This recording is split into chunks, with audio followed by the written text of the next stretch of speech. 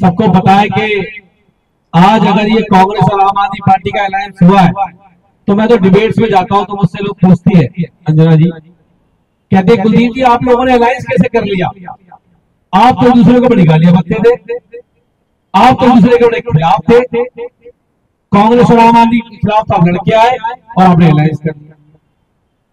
मैंने उनको बस बात कही, मैंने उनको कहा हो सकता है हमारी 100 नाराजगी आपस में हो सकता है हमारी 100 लड़ाई आपस में हो। 2024 का चुनाव किसी पार्टी का चुनाव नहीं है, 2024 का चुनाव इस देश को बचाने का चुनाव है। 2024 का चुनाव इस देश के लोकतंत्र बाबा साहब अम्बेडकर के संविधान को बचाने का चुनाव है।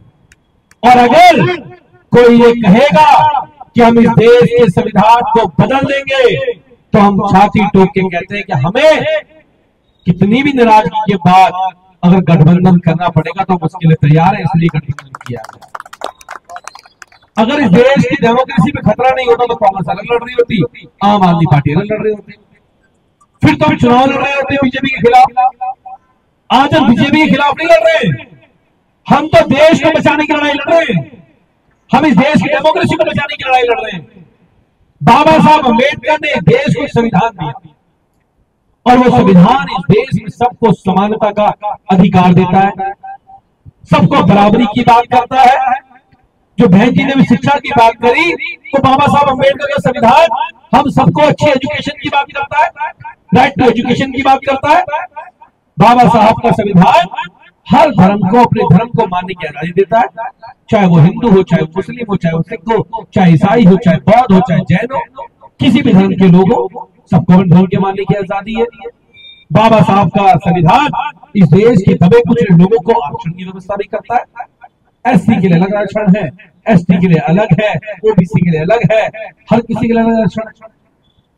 तो इन लोगों को इस संविधान से नफरत है। ये चाहते हैं इस देश में 2 कानून काम करें, एक कानून भारतीय जनता पार्टी के लिए हो, बाकी कानून सबके लिए हो।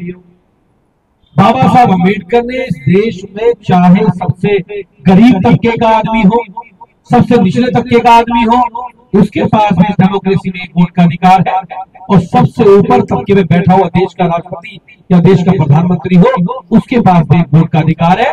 ये बताता है कि बाबा साहब का संविधान समानता के अधिकार की बात करता है। और आज ये लोग कहते हैं हमें 400 पार चाहिए, 400 पार कितनी चाहिए, 400 पार। किसी पत्रकार ने पूछा भाई क्यों चाहिए, कहते देश का संविधान बदलना है।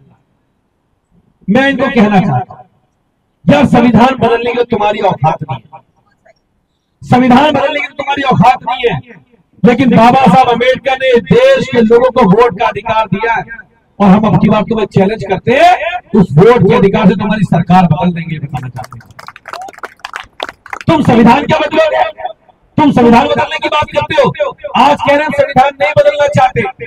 सुना होगा आप लोगों ने, अब बेचारों को पता लगा यार हमने तो संविधान बदलने की बात शुरू करी थी, संविधान तब बदलेंगे जब सरकार बचेगी, तो सरकार ही खतरे में आ गई। अब इनको पता लग गया कि संविधान की बात छेड़ते ही सरकार खतरे में आ गई, इसलिए अब कह रहे हैं ऊपर से नीचे संविधान नहीं बदलेंगे। लेकिन मैं सबको कह रहा हूं इनके ऊपर विश्वास मत करना, ये वो लोग हैं जिन्होंने हमेशा से इस देश के संविधान से नफरत करने का काम किया। ये हमेशा से बाबा साहब अम्बेडकर के विरोध में खड़े हुए हैं, इन्होंने कभी इस देश के संविधान को मानने का काम नहीं किया।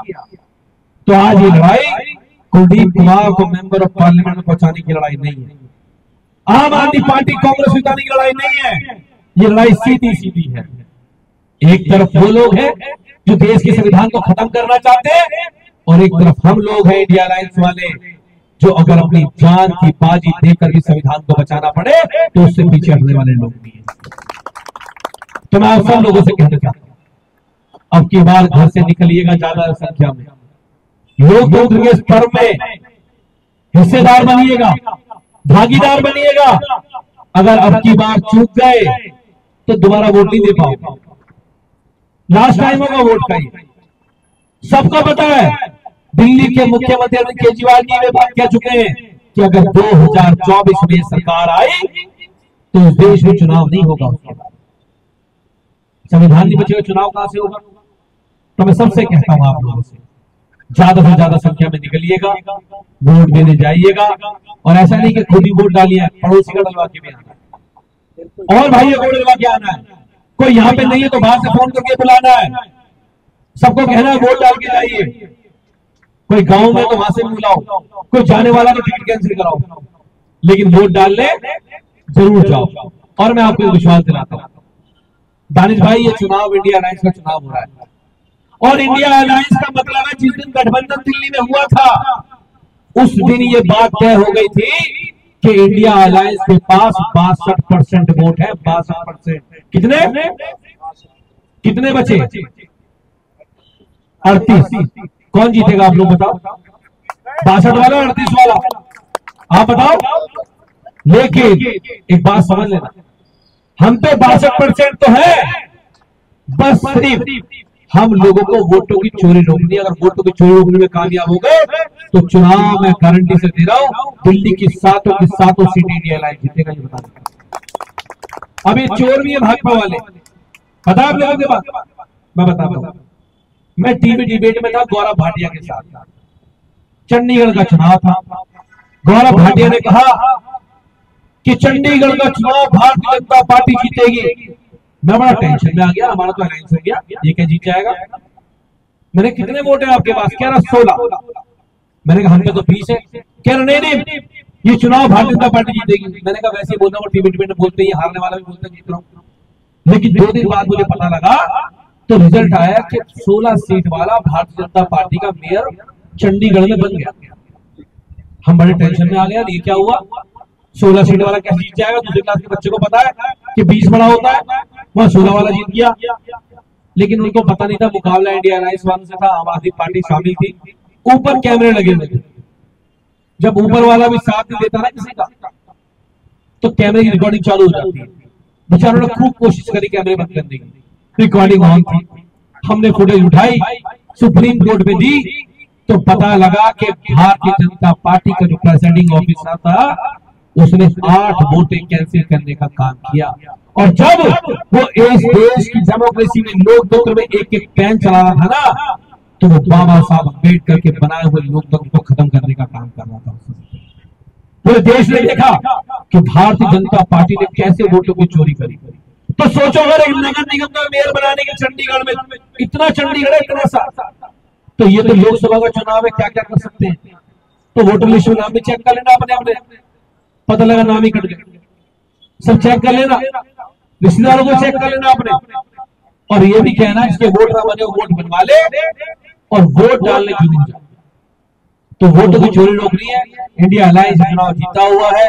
मैं आपको फिर विश्वास दिला रहा हूं, आप सब लोग अब की बार ज्यादा से ज्यादा वोट से वोट करें। और इस देश के लोकतंत्र को कहां पहुंचा चुका है सबको पता है कि दिल्ली के चुने हुए मुख्यमंत्री, जिनको 62 सीटें 67 सीटें, ऐसे मुख्यमंत्री को जेल में डाला हुआ इसलिए ताकि वो इंडिया अलायंस के लिए प्रचार न कर पाए। लेकिन भारतीय जनता पार्टी के लिए उल्टा पड़ गया, जिस गड्ढे को खोदा उसको खुद ही गिर गए बेचारे।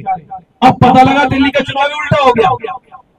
इन्हें लगा केजरीवाल को जेल में डाल देंगे तो आम आदमी पार्टी इंडिया अलायंस दिल्ली में चुनाव हार जाएगा। अब तो दिल्ली के लोग कह रहे हैं कि ये कोई ऐसा चुनाव नहीं है, अब तो ये केजरीवाल जी को जेल से बाहर लाने का चुनाव है, और जेल से बाहर लाने का चुनाव है अपने बेटे अरविंद केजरीवाल को, और देश के लोकतंत्र को बचाने का चुनाव है। तो दिल्ली के 2 करोड़ लोग पीछे हटने वाले नहीं है। अब की बार चुनाव एक तरफ भारतीय जनता पार्टी है और एक तरफ दिल्ली के 2 करोड़ लोग हैं। 2 करोड़ लोगों की होगी दिल्ली के बनाए।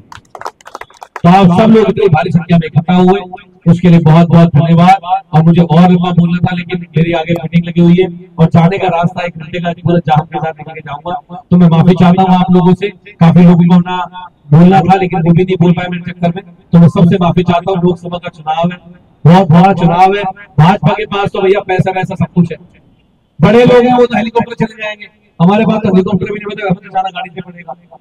तो इसलिए आप सब लोग अब की बार 25 मई का चुनाव है, सुबह सुबह निकल के सब लोग वोट करें। और मैं आपको विश्वास दिला के जा रहा हूं, जितने भी कांग्रेस के कार्यकर्ता भी बैठे हुए हैं सबको कह के जा रहा हूं, अगर आपका जितने भी यहाँ पे लोग बैठे हुए हैं मैं सबको कहना चाहता हूं, अगर आपका भाई, आपका बेटा देश की संसद में जाएगा तो कभी आपको फील नहीं होगा कि आप कांग्रेस के कार्यकर्ता हो, आपको लगेगा हमारा भाई संसद में गया। ये विश्वास आपको दिला सकता हूं। बहुत बहुत धन्यवाद।